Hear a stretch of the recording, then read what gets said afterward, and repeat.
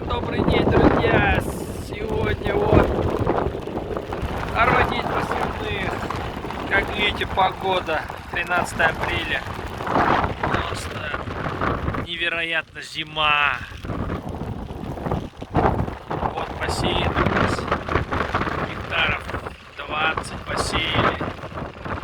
И началась просто зима. Вот.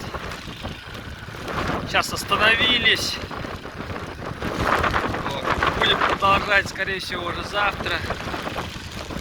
Видимость сейчас ухудшается до 100 метров практически.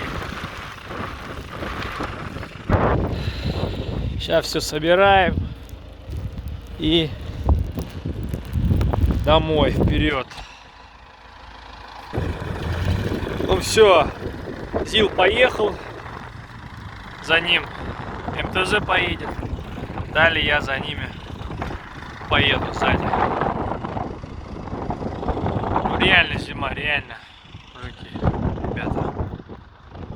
Не ожидали. Вчера было плюс 17, сегодня 0, минус 1. Все, я сейчас за ними. Сейчас трактор поедет, я за ним потихоньку. Всем спасибо.